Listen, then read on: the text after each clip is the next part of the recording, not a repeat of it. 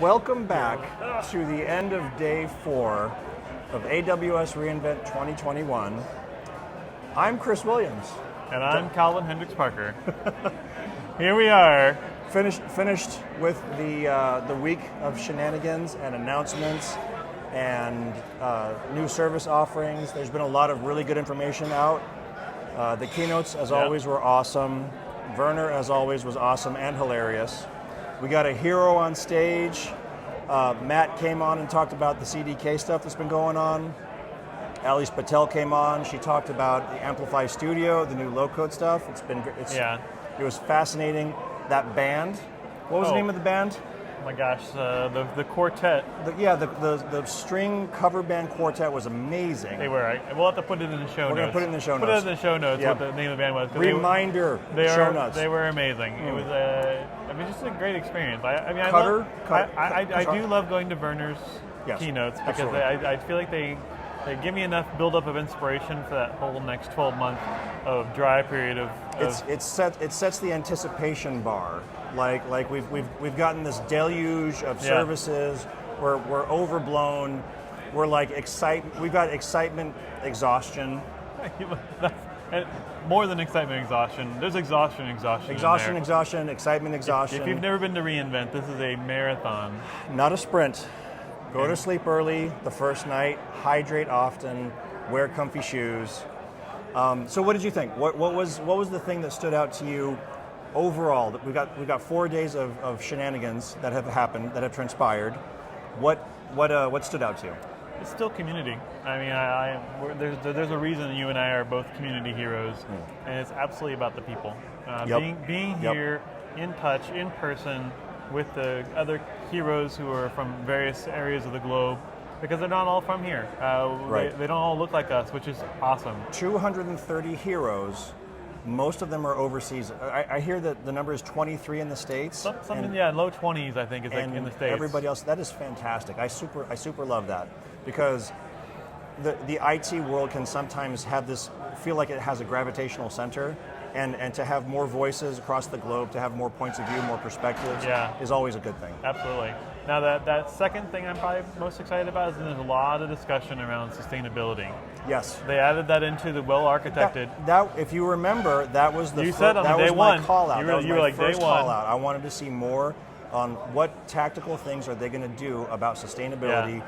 What the proof is in the pudding. What are we going to see? And he came through. They came through in spades.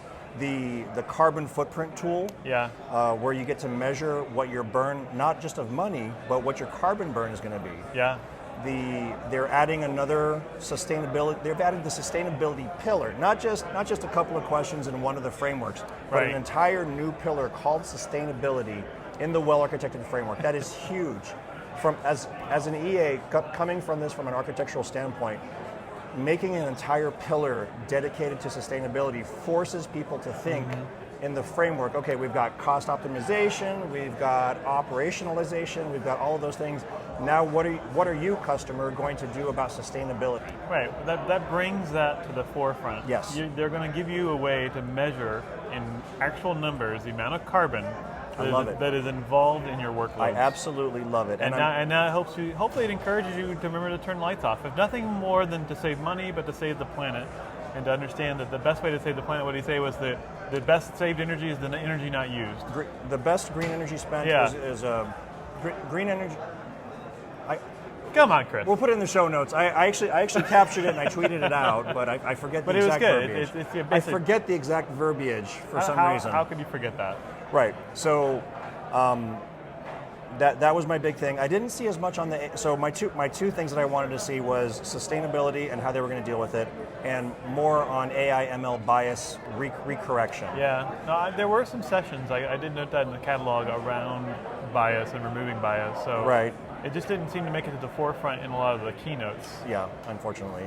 But we also got Matt on stage. Yeah, we got awesome. Alice Patel on stage. We lost our minds for them. We did the hype train. That was fantastic. Check Twitter for the video. It's out there. All right. So let's turn those two questions back on ourselves now. All right. What thing? Well, we've talked about the excitement thing. We've got question number one fielded. I think so. Yeah. Okay, so let's go to question number two. Yeah. Calvin Hendryx-Parker, what do you want to leave reInvent with? I am definitely leaving reInvent with a reinvigorated sense of community. Right. To go back to my region and to get on board with like getting the community day back started up, and like, can we get people back together, whether it's hybrid, still doing virtual. I know it's tough, but I think the perseverance of it, from a community organizer standpoint, is something we're just going to have to buckle down and actually double down on. Keep the train going. Yeah, to keep that train going. I'm going to leave here with just that excitement level and keep that, hopefully, not coast through the year, but to ramp up and accelerate through the year. So when you see me next year at reInvent, you better watch out. You are the last person that I would ever accuse of coasting. You are a machine of energy, and you're exhausting. All right, Chris. Kudos to you. Chris, what is one thing you're going to take home with you from reInvent? So I've been thinking about this, and there's been a lot of very, very clever answers to this. Yeah. I particularly love the answer, my voice. I would love to leave with my voice. It is currently lost. I do not sound like this IRL.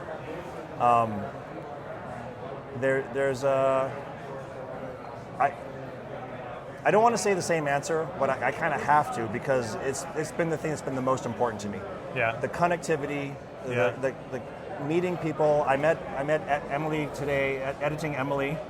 We're going to start having some conversations around bringing the vBrownBag proper to the community floor here, like we do with the other conferences. Are we going to rename it?